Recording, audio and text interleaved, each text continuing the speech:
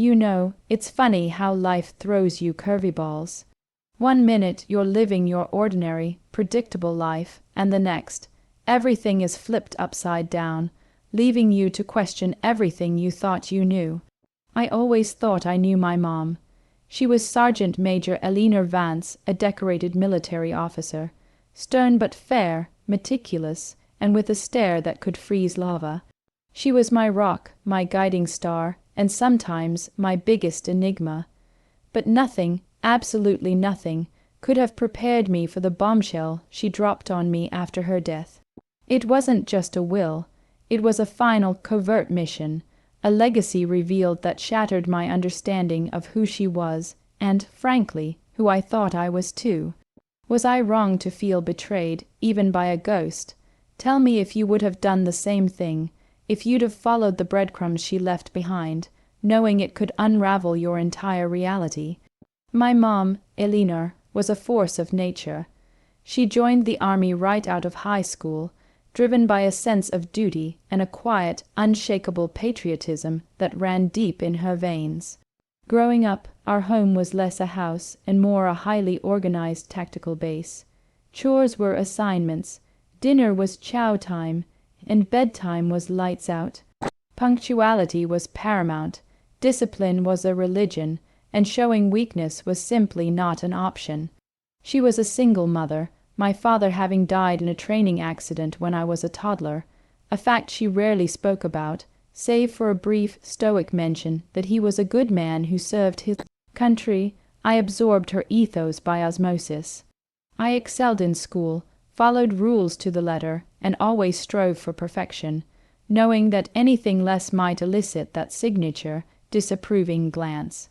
I loved her fiercely, of course, but there was always a distance, a professional barrier that even a mother-daughter bond couldn't quite breach.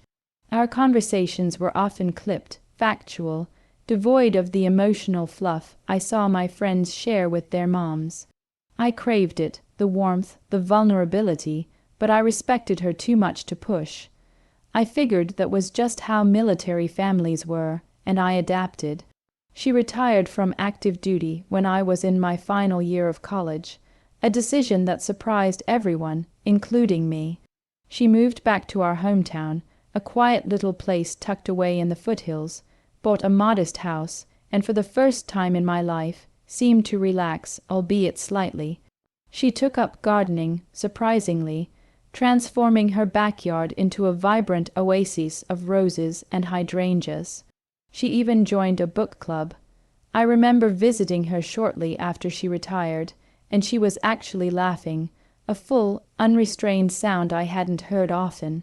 It was a beautiful, fleeting glimpse of a different Eleanor, one who wasn't constantly on high alert. I thought this was our chance, our opportunity to finally connect on a deeper level. I imagined long talks over tea, sharing stories, perhaps even a hug that lasted longer than a perfunctory pat on the back. But old habits die hard. The emotional distance remained, a silent wall that, despite her best efforts with the roses, she couldn't quite dismantle. We settled into a comfortable routine of respectful, albeit somewhat shallow, interaction. I focused on my career as a paralegal. She focused on her garden and her book club, and life continued its steady march. Then came the call. It was a Tuesday morning, a perfectly ordinary day until my phone rang. It was her neighbor, Ms. Henderson, a sweet, elderly woman who often exchanged gardening tips with my mom. Ms. Henderson's voice was shaky, laced with grief. My mom had suffered a massive stroke. She was gone, just like that. The world tilted on its axis. The rock, the unmovable force, was gone. The funeral was a sea of uniforms, teary-eyed comrades, and hushed condolences. I delivered a eulogy, a carefully crafted speech that highlighted her achievements, her dedication, her unwavering strength. I spoke of her legacy of service, her patriotism, her discipline. What I didn't speak of, what I couldn't, was the gaping hole of unsaid words, the unspoken emotions, the longing for a different kind of connection that would forever remain unfulfilled. It felt hollow even to me. After the dust settled, the lawyer called. Mr. Davies, a stiff, formal man with a perpetually worried expression. He informed me that my mother had left me everything, as expected. Her house, her modest savings, and a few personal effects. But then he handed me a small, unassuming wooden box. It was old, intricately carved, and looked like something you'd find in an antique shop. Your mother instructed me to give this to you directly, with strict instructions that you were to open it alone. He said, his voice flat. My heart hammered. This was uncharacteristic of her. My mom was practical, not sentimental. This felt different. I drove home, the wooden box clutched tightly in my lap. The silence of my mom's house was deafening, amplified by the absence of her familiar, methodical movements. I sat at her polished dining table, the same table where she had drilled me on my multiplication tables, and slowly, carefully, I opened the box. Inside, it wasn't jewelry or old photographs. It was a stack of sealed envelopes, each labeled with a date, spanning almost 2 decades. And on top, a single handwritten letter addressed to me, my dearest, my name. It began in her precise, elegant handwriting. If you are reading this, then I am no longer with you. There are things I need to tell you, things I could never say to your face. For years I have carried a secret, a mission that transcended my military service, one that I dedicated my life to completing. This box contains the pieces of that mission. Each envelope holds a clue, a fragment of the truth. You are to open them in order on dates specified. This is your final assignment, my daughter. Complete it, and you will understand everything. Do not fail me. My hands trembled as I finished reading. A secret mission. My mom, the woman who coded her spice rack and had a strict schedule for watering her roses. It felt like a plot from a spy novel. The first envelope was dated for the following week. I had no choice but to wait. The week was agonizing. I replayed every memory of my mom, searching for any hint, any tiny inconsistency that might have pointed to this hidden life. There was nothing. She was a master of disguise, I realized with a chill. When the date finally arrived, I tore open the first envelope. Inside was a single, grainy photograph of a young woman, perhaps in her early 20s, with a striking resemblance to my mom. Her eyes, though, held a sadness, a depth I'd never seen in my mother's. There was no name, just a date scribbled on the back, May 12, 1985, and beneath it a cryptic address in a remote part of upstate New York. My mom, the woman who meticulously planned every aspect of her life, was sending me on a scavenger hunt. I felt a surge of frustration, then a grudging admiration. She was still commanding me, even from beyond the grave. So that's the situation I was in, and I had to make a choice. Here I was, grieving my mother, only to find out she had been living a double life, leaving me this elaborate, mysterious trail.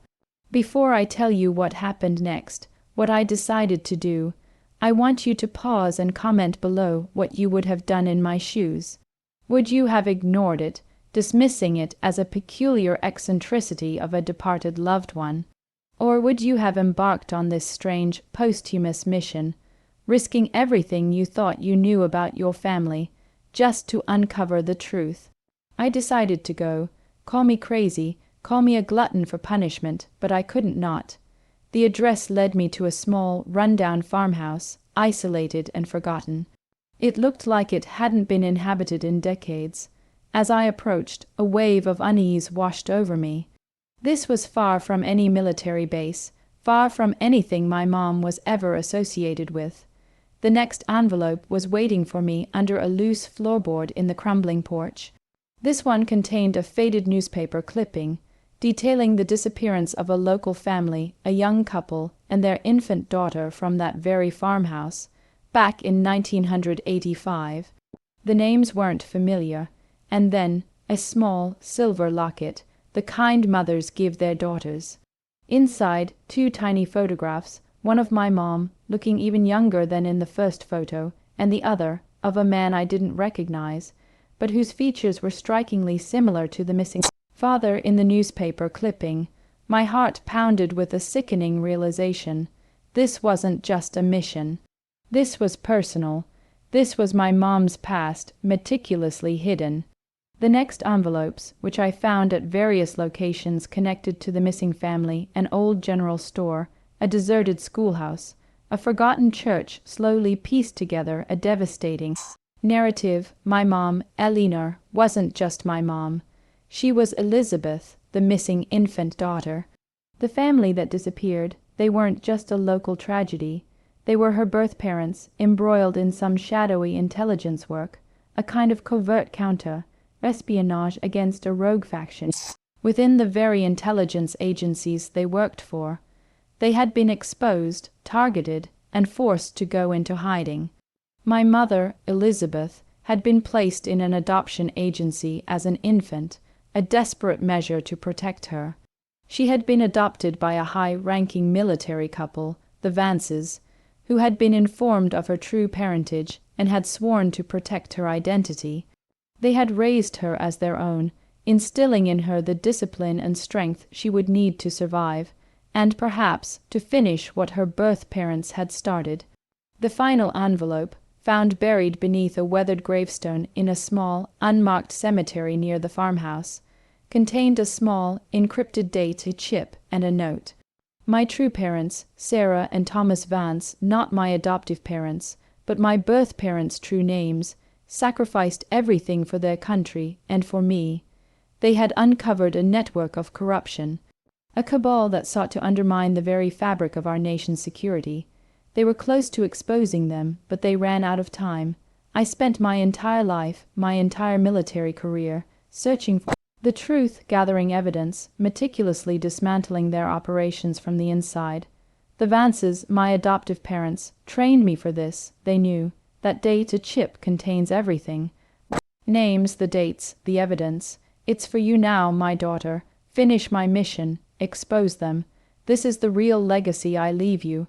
Not a house, not money, but justice, and a truth that sets you free. My head spun. My entire life had been a lie, built on a foundation of meticulously constructed secrets. My mother wasn't just a soldier. She was a ghost, living a dual existence, pursuing a lifelong quest for justice. The discipline, the stoicism, the distance, it all made sense now. It was a shield, a carefully constructed persona to protect her mission, and by extension, me.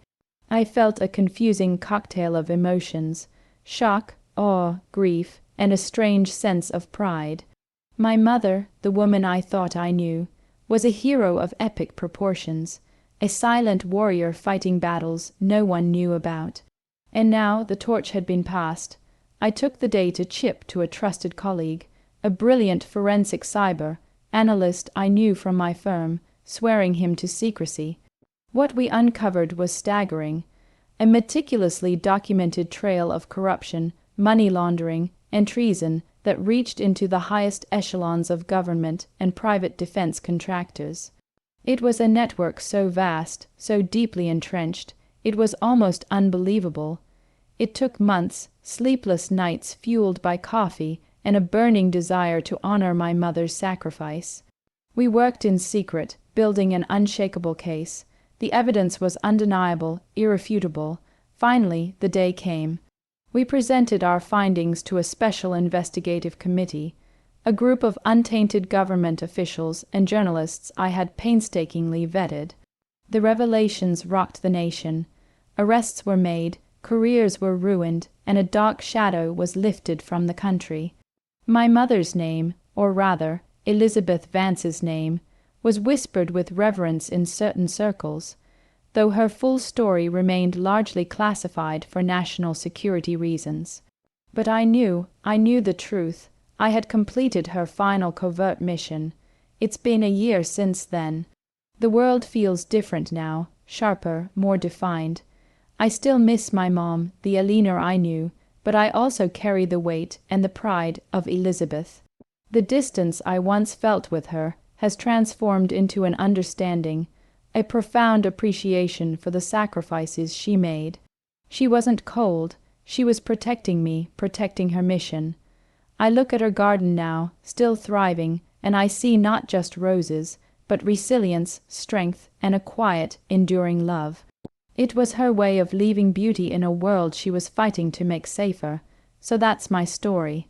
My military mom's death unlocked her final covert mission, a legacy that transcended her uniform and forever changed my life. It was a journey of uncovering secrets, of understanding sacrifice, and of ultimately finding a deeper connection with a mother I thought I'd lost forever. Like this video, if you were on my side, if you think I made the right choice to follow her breadcrumbs. Subscribe for more stories like this, where ordinary lives hide extraordinary truths. And please, share your final thoughts on this whole mess in the comments section. Tell me, what would you have done? I'll see you all in the next story.